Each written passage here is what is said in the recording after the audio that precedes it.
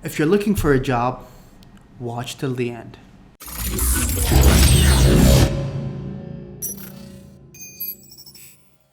The Job, a new series that we've developed here at Horus Media for you people looking for a job.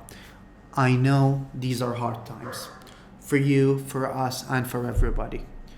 So, we have developed this because of a case that I've had in 2014 with one of my dearest friends who was looking for a job at the time. We developed a very intelligent idea that actually helped him land a job as well as 3 interviews in just 1 week. I hope it does the same for you as well. So, the job series is going to be a number of series or a number of episodes in which we're going to start off how to apply, how to have all the tools to apply, and how to increase the probability of being called for an interview and land a job. So keep up the pace with me. We're gonna try and make it as short as possible, as well as get you with all the tools that you need to get a job. So going to these 2 CVs that I'm looking at, it only makes sense that you have a very well developed CV, because as you can see, HR managers, especially in these days, have many applications, and they get to see hundreds and hundreds of CVs every day. So it only makes sense that you have a well developed CV in order to increase your probability of landing a job. So bear with me as we see the 2 CVs that we've developed here in Horus Media. One that is a very typical CV, and the other that we've developed in order to increase the chances of you landing the job. So the CV on the left is the one that's a typical CV. That this is the one that's seen by almost every HR manager every day. It is not catchy. People actually do not state their full potential here. Previously, people used to have CVs which were very long, 5-6 pages. In addition, in my time as a manager, I've seen CVs with up to 30-40 pages. That can't be done today. You have to be very specific. You only have 1 page to state what you have and show the HR manager why they should choose you for the job. So the one on the left is a typical CV. As you can see, it states the name, no photo. That's one of the hugest mistakes that I see nowadays. People don't actually add a picture to the name. They need to see you. This will increase your potential of getting that or getting called for an interview. What happens when you get called for an interview is another matter, but our main goal or our first goal is actually to get you from being on paper to being face to face with them. So the name is stated here, the address, the phone, the email, the date of birth is not a necessity unless you're applying for a managerial position. In that case, you state your date of birth because it adds credibility in case you're older.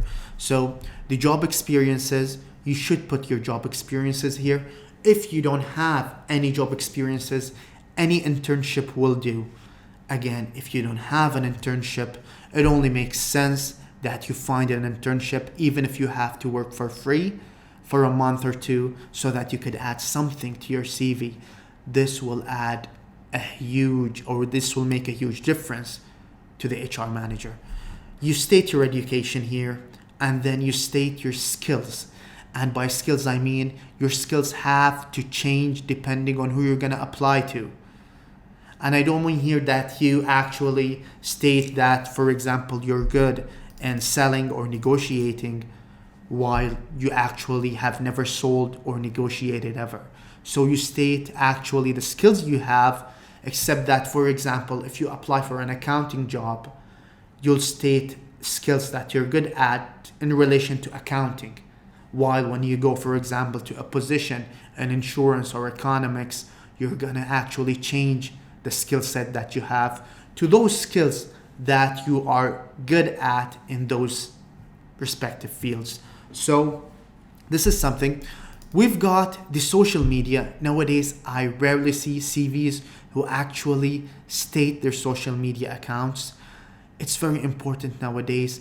People are tending to actually look your background. So in case you're using Instagram, Snapchat, Twitter for your own personal use, they're private. No one can see them. I don't recommend you put them in there unless you're actually a very public and social person, in which it will be a good idea to have them there, except if your Instagram, as I said, is not used as, or for example, to show your private life of going out with friends or whatever. So what I actually recommend is that you have LinkedIn profile in your CV, because you see it's one page, but if you grab their attention, they're going to take the time to jump to your LinkedIn page.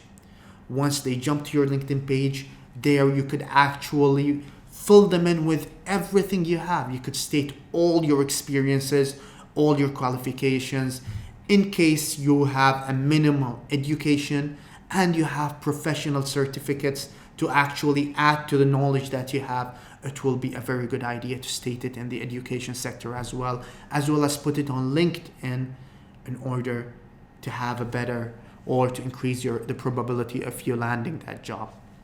Going to the right, you can see that this is the one that we've developed here at Oros Media. You be the judge. Which one of these actually grabbed your attention more? If you are the HR manager, which CV are you going to choose? The one on the left or the one on the right? I don't think that anyone is going to go for the choice on the left unless they're biased. So the one on the right, it has a picture. So you actually have a photo to the name, or a face to the name, as they say. And you can see that who is Abbas. You could see his face. You could see that since he's applying for a sales manager job, he's very well dressed, for example. It should actually reflect who you are when they see the CV. You can see a profile. This profile is just, it should be in this manner. It should be very brief and it should be up to the point. This will change depending on who you're going to apply to, but from my experience, I could see that people actually don't take the time to write their own profile. They just copy paste it from the internet, that they're looking for an opportunity in a company that would help them grow their skill set or whatever. This is old. It's time to change. So take the time to actually write what you're looking for and write what you're trying to achieve. The contact information, as usual.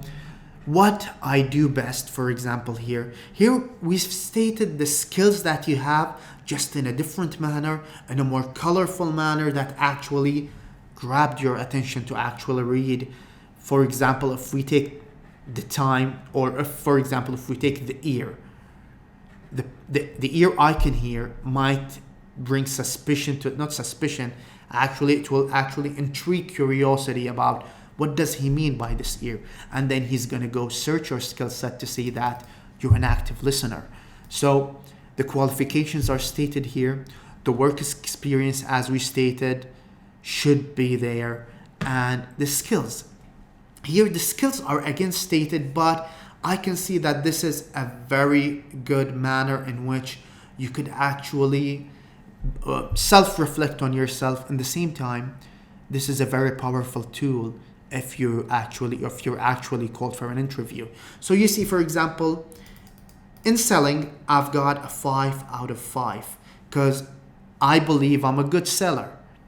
Of course, that's your own reflection. When coming to negotiating, actually, I'm a 4 out of 5. So this shows the HR manager that you're not trying to show yourself, and that's what I'm going to ask you to do. No one is a 5 out of 5 in everything. We have good skills and we have great skills. So what I'm asking you to do is state both and actually be honest in grading yourself over there. In addition, if, for example, I'm called for an interview for a sales manager, what's going to happen? He would have already seen that I'm a 5 out of 5 in selling. So even when he comes to actually measure my skill or measure my ability to sell, he won't be able to put me less than a 3 out of 5 because I've actually entered in his own mind that I'm a 5 out of 5. So this is why this is a very powerful tool. In the skill set, please don't lie about it. Do state honestly where you are. If you're a 4 out of 5, that's not wrong. If you're a 3 out of 5, it's not wrong at all. It will show that you're honest and that you are very well, or you actually reflect on your skills in a very good manner. And finally, as I said, do put your LinkedIn account into your CV in order for them to actually look into your abilities and skills and see your connections more. I hope you liked this video. Please do like this page. And again, wait for our next episodes. We have many good tips for you in order to land a job. Even at this time, you will have a greater probability of landing a job than anyone else in the market. So, I just need one thing from you, other than liking the page, of course.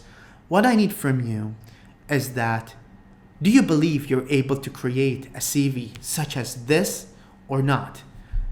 If not, do you believe that we do need to add such a service in Oros Media in order to help you?